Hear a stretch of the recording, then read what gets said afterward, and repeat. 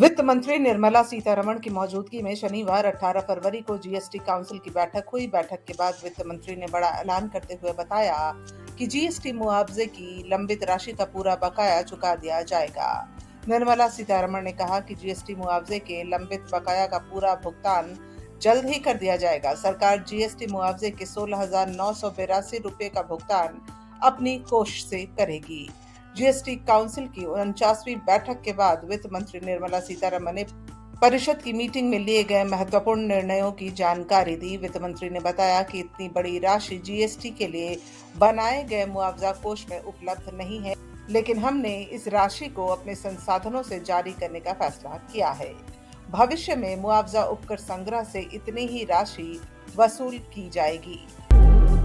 Hedge fund manager से समाजसेवी बने हंगरी मूल के अमेरिकन अरबपति निवेशक जॉर्ज सोरोस पर विदेश मंत्री एस जयशंकर ने शनिवार को जमकर निशाना साधा। जयशंकर ने प्रधानमंत्री नरेंद्र मोदी, अडानी समूह और हिंडनबर्ग की रिपोर्ट पर की गई उनकी टिप्पणियों को लेकर जॉर्ज सोरोस को बूढ़ा, अमीर, स्वच्छंद और खतरनाक करार दिया।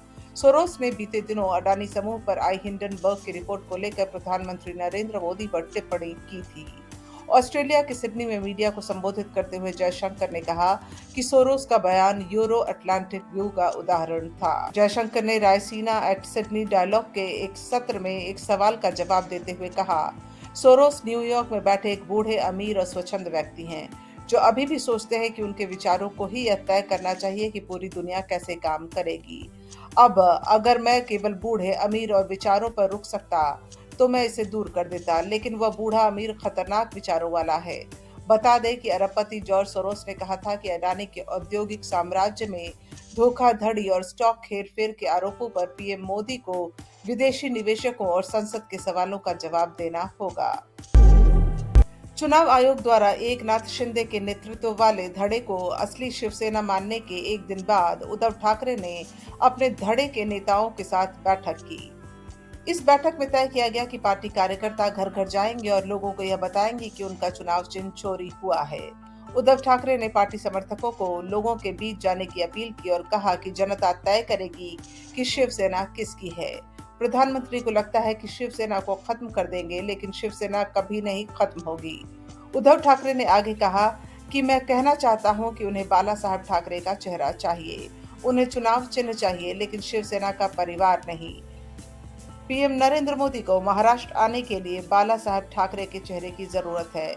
राज्य के लोग जानते हैं कौन सा चेहरा असली है और कौन नहीं। शिंदे गुट को चुनौती देते हुए ठाकरे ने कहा कि मैं उन्हें चुनौती देता हूं कि अगर वे मर्द हैं तो चोरी का धनुष बाण लेकर भी हमारे सामने आए, हम मशाल लेकर चुनाव लड़ेंगे। यह हमारी परीक्षा है, युद्ध शुरू हो गया है।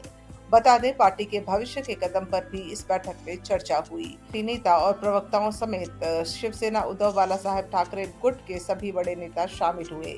यह बैठक ठाकरे के निवास मातोश्री में हुई। चुनाव आयोग के फैसले को शिवसेना के उद्धव ठाकरे ग्रुप के लिए बड़ा झटका माना जा रहा है। अफ्रीका के नामीबिया से आए 12 चीतों की दूसरी खेप को मध्य प्रदेश के कूनू राष्ट्रीय उद्यान में छोड़ दिया गया है। 8 चीतों के लाए जाने के ठीक 5 महीने बाद दक्षिण अफ्रीका से अब 12 चीतों की दूसरी खेप को बसाने की तैयारी है। दक्षिण अफ्रीका से 12 चीतों का समूह IAF C-17 की उड़ान से ग्वालियर पहुंचाया गया। फिर इन चीतों को M-17 हेलीकॉप्टरों से कूनो नेशनल पार्क ले जाया गया। भारत और दक्षिण अफ्रीका ने जनवरी 2022 में एक समझौता ज्ञापन MOU पर हस्ताक्षर किए थे। भारत लाए गए इन 12 चीतों में 5 मादा चीते हैं। ये पहली बार हो रहा है कि अफ्रीका से भारत में इतनी बड़ी चीतों की खेप लाई जा रही है। दक्षिण अफ्रीका के वन विभाग ने चीतों को भारत के लिए रवाना करते हुए एक वीडियो ट्विटर पर साझा किया था। हाउसवाइफ को मुआवजा देने से इनकार कर रहे KSRTC यानी Kerala state road transport corporation को केरल हाईकोर्ट ने फटकार लगाते हुए कहा कि एक गृहिणी सही अर्थों में राष्ट्र को बनाने वाली है। वो घर के भीतर रहकर अगली पीढ़ी को तैयार करने का काम करती है। मुआवजा हासिल करने के मामले में उसे वह सारे अधिकार हासिल हैं जो किसी वर्किंग वुमन को है। इससे कोई भी इनकार नहीं कर सकता। दरअसल KSRTC ने सड़क हादसे के एक मामले में एक महिला को यह कहकर मुआवजा देने से इनकार कर दिया था कि वो काम काज तो करती नहीं है, ऐसे में उसका नुकसान कैसे हो सकता है। इस तरह के मामले में मुआवजा देने की कोई तुक नहीं है।